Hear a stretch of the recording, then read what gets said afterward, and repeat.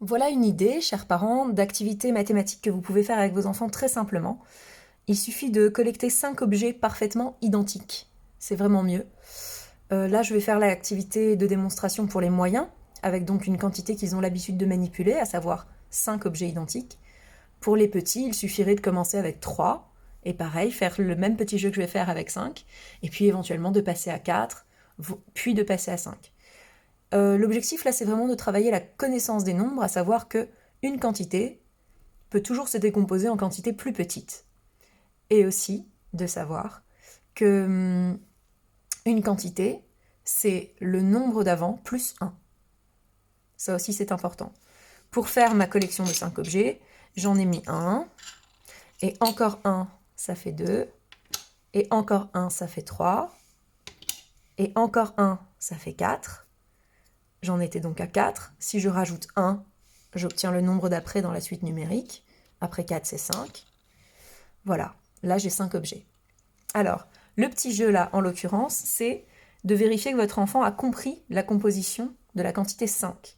C'est-à-dire que pour faire 5, je peux avoir 3 objets et encore 2 objets. Je peux en avoir 2 déjà et encore 3.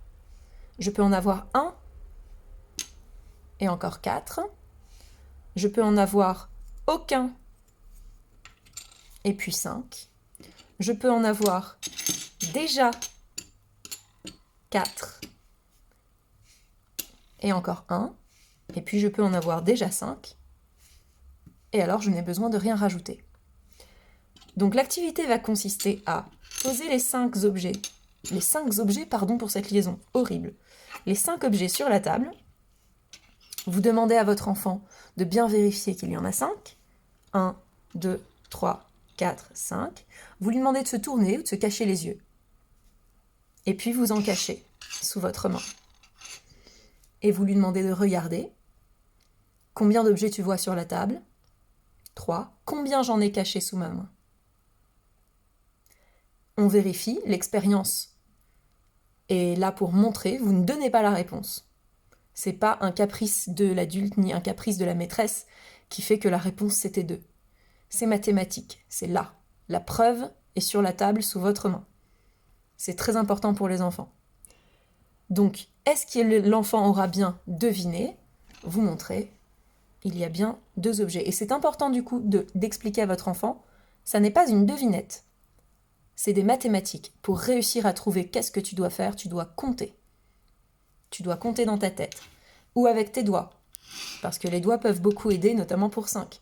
On sait que sur une main, il y a 5 doigts. Si j'ai déjà 3 bouchons sur la table, la réponse, elle est dans les doigts pliés. Combien il y a de bouchons sous la main de maman ou sous la main de papa ? Il y en a 2. Parce que 3 et encore 2, ça fait 5.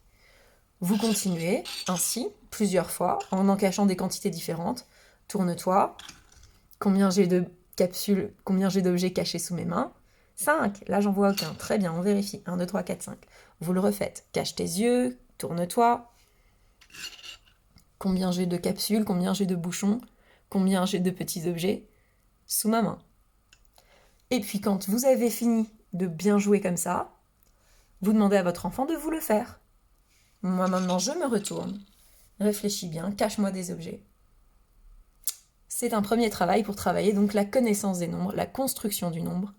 Pour votre enfant, c'est important qu'il sache que 5, quand il compte, ce n'est pas 1, 2, 3, 4, 5, c'est pas celui-là, 5. C'est tout ça, 5. Un nombre est une quantité. Voilà.